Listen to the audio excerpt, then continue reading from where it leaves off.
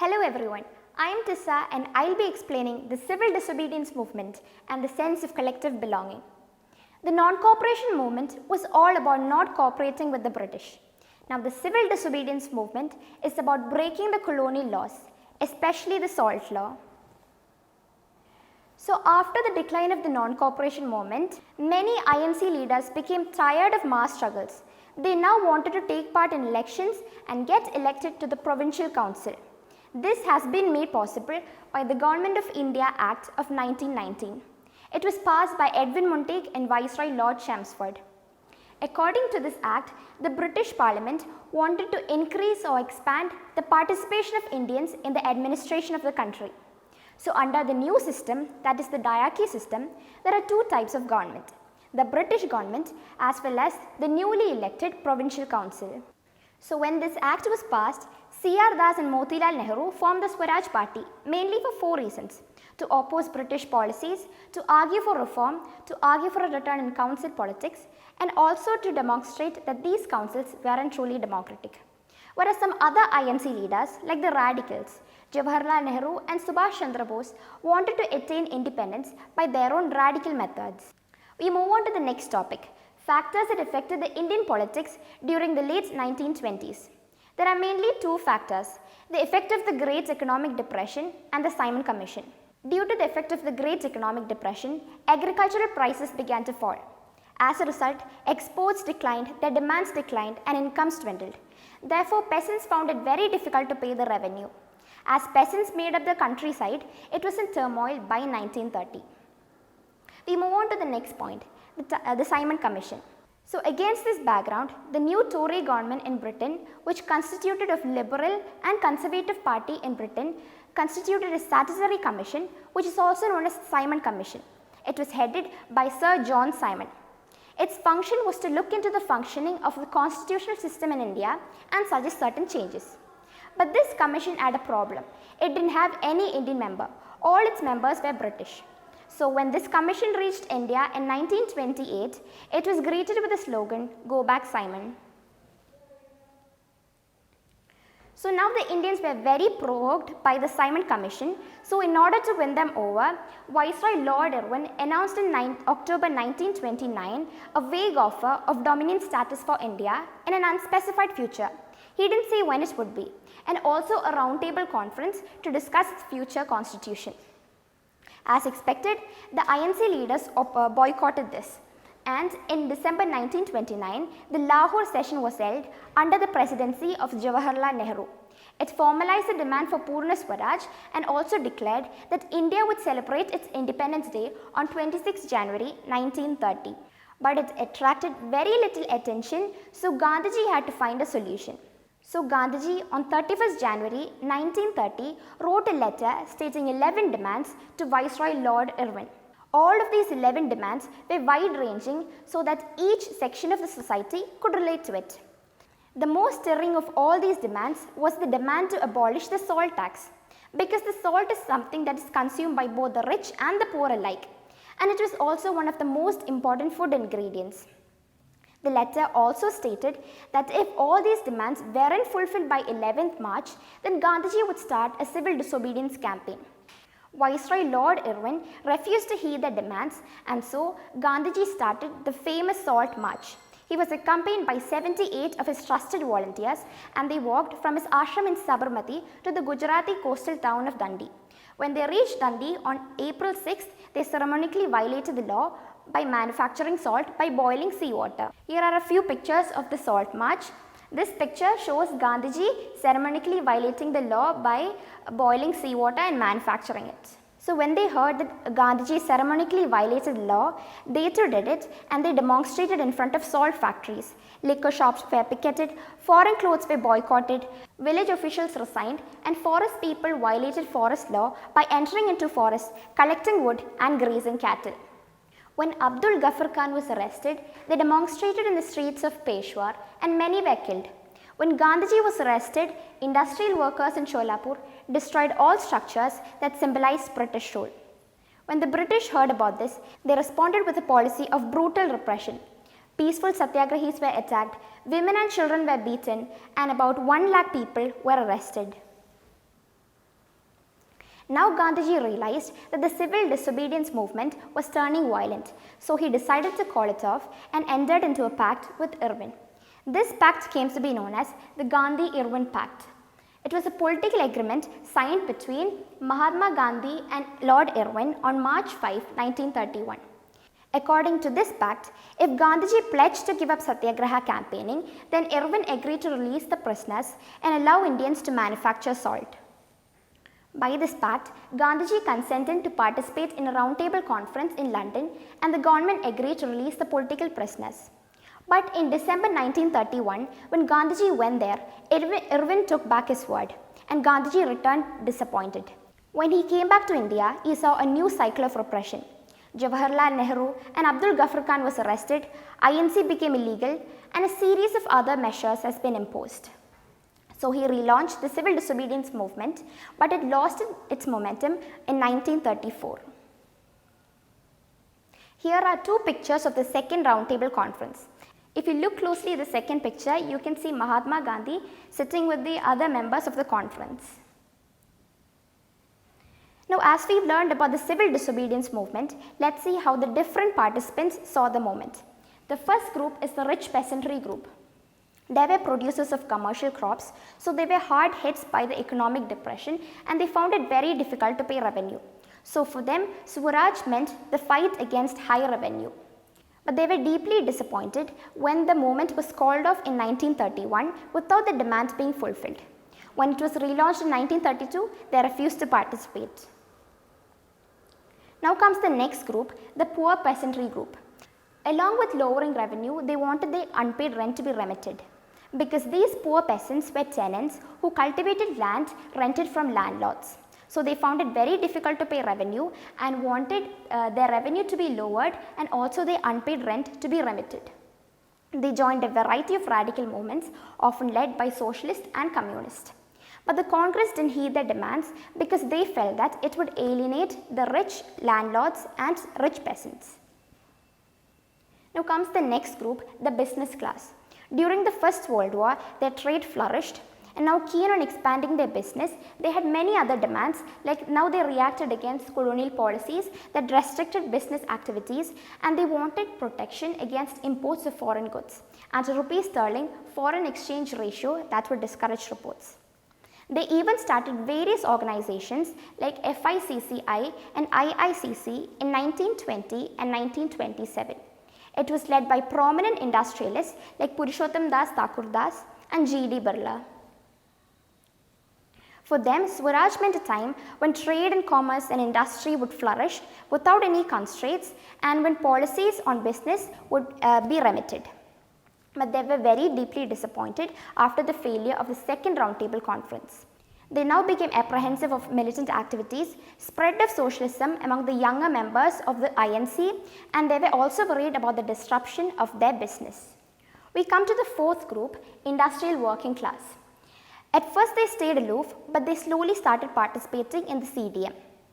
They had two demands: to get higher wage and better working conditions. Railway workers held strike in 1930 and dock workers in 1932. But their demands weren't taken up by the INC because they felt that it would alienate the industrialists. We come to the last group, women. They were very moved by Gandhiji's speech that they too participated in the salt march. They manufactured salt, they picketed liquor shops, foreign clothes were boycotted. As a result, many of them went to jail. The women who participated in the civil disobedience movement in urban areas were from high caste families, and rural areas they were from rich peasant households. They felt that it was their duty as women to serve the nation. But Gandhiji felt that it was the duty of women to take care of home and hearth, be good mothers and good housewives. The Congress also didn't allow women to hold positions of authority within the organization for a very long time. These are the two reasons for the decline in the participation of women in the civil disobedience movement. These 2 points lead us to the first point of limitations of the civil disobedience movement. That is, INC didn't heed the demands of different sections of the society. Now we come to the next point, the Dalits. The Congress had ignored the Dalits for the fear of offending the Sanatanis. The Sanatanis are higher caste conservative Hindus. Gandhiji had a solution. He felt that Swaraj wouldn't come even within 100 years if untouchability wasn't abolished. So he started calling the Dalits Harijans, meaning children of God. He did the work of the Bangi, the sweepers, to dignify their work and also prove the higher caste that they were all equal. But many Dalit leaders wanted a different political solution, political empowerment. They also demanded a separate electorate. But Mahatma Gandhi was against it, whereas Dr. B.R. Ambedkar wasn't. This led to a clash between the two. They too made a decision, and that was the Pune Pact of September 1932. It gave reserved seats to the Dalits in the Legislative Council and the Provincial Council. But the Dalit movement continued to be apprehensive of the Congress-led national movement. We come to the third and final point, Muslim-Hindu clashes. After the decline of the non-cooperation movement, Muslim organizations felt alienated. The response to the civil disobedience movement was lukewarm. The Congress came to be more associated with Hindu religious nationalist groups like the Hindu Mahasabha. Now the clashes between the two groups, that is the Muslim League and the Hindu Mahasabha, worsened, but they renegotiated in 1927. The next question was, who would get representation in future assemblies? Muhammad Ali Jinnah, a leader of the Muslim League, had an offer. He pledged to give up the demand for separate electorates if they were assured representation in future assemblies. But M.R. Jayakar, a member of the Hindu Mahasabha, opposed this. Muslims feared that their culture and identity would be submerged under the Hindu majority. We come to the second topic, that is a sense of collective belonging. How did this develop? There are many reasons, like experience of united struggles, devotion to Bharat Mata, folklore, icons and symbols, reinterpretation of history. Experience of united struggles include the civil disobedience movement, the non-cooperation movement, and many other movements that followed. Let's take a look at the second point, devotion to Bharat Mata. The image of Bharat Mata was first created by Bankim Chandra Chattopadhyay. He wrote Vande Mataram, which is included in his novel Anandamath. It was sung during the Swadeshi movement held in Bengal. Moved by the Swadeshi movement, Abhinandranath Tagore again recreated this famous image of Bharat Mata. This Bharat Mata is an ascetic figure. She is composed, calm, divine and spiritual. Over time, it acquired different forms. People began to see devotion to Bharat Mata as evidence of one's nationalism because Bharat Mata represented the nation. Here are two pictures of the Bharat Mata. This one is painted by Abhinandranath Tagore, and when we think of Bharat Mata these days, we usually think of this Bharat Mata. We come to the next topic, folklore. Nationalists in the late 19th century started reading folk tales. They also began collecting folk tales from different villages. Rabindranath Tagore himself collected many folk tales, and he also led the movement for folk revival. Natesha Shastri too wrote a 4-volume book which consisted of Tamil folk tales. It came to be known as the folklore of southern India. Folklore had to be preserved because it gave a true picture of traditional culture that had been damaged by British when they colonized us. We come to the next point, icons and symbols. The tricolour flag and the Swaraj flag. This is the tricolour flag. It was invented during the Swadeshi movement held in Bengal. Here you can see the 8 lotuses at the top. This represents the 8 provinces of British. This crescent moon represents Hindus and Muslims. This is the Swaraj flag. It was designed by Gandhiji. It is also a tricolour flag and it has an Ashok Chakra at the center. We come to the last point, the reinterpretation of history. By the late 19th century, Indians began to realize the need to teach Indian history differently by instilling a sense of pride in India. The British saw Indians as backward and primitive, one who couldn't govern themselves. Whereas Indians looked at their past achievements, glorious times, their glorious developments in ancient times, followed by a history of decline when the British colonized the Indians. India's history urged people to take pride in its past achievements and struggles. I've created some extra questions. Let's take a look at it. The first question. What are the 2 factors that shaped Indian politics in late 1920s? There are 2 factors, the effect of the Great Economic Depression and Simon Commission. Both has to be explained. How did Indians react to the arrest of Abdul Ghaffar Khan and Mahatma Gandhi? When Abdul Ghaffar Khan was arrested, angry crowds took to the streets of Peshawar. A month later, when Mahatma Gandhi was arrested, industrial workers in Sholapur destroyed all structures that symbolized British rule. What was the new cycle of repression when Gandhiji returned to India after the failure of the second roundtable conference? Jawaharlal Nehru and Abdul Ghaffar Khan was arrested, INC became illegal, and a series of other measures has been imposed. The fourth question, how did the following social groups see the moment? Business class. During the First World War, their trade flourished. Keen on expanding their business, they now had various other demands. They started organizations like IICC, FICCI in 1920 and 1927, led by prominent industrialists like Purushottam Das, Thakur Das and G.D. Birla. For them, Swaraj meant a time when policies on their business would be remitted and when trade and commerce and industry would flourish. But they were deeply disappointed after the failure of the Second Roundtable Conference. They now became apprehensive of militant activities, spread of socialism among the younger members of the Congress, and also they were worried about the disruption of their business. How did the industrial working class see the moment?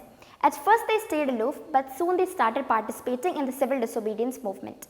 They had two demands, to get higher wages and also to have better working conditions. But their demands weren't taken up by the INC because they felt that it would alienate the industrialists. We come to the last question. How did reinterpretation of history create a sense of nationalism among Indians?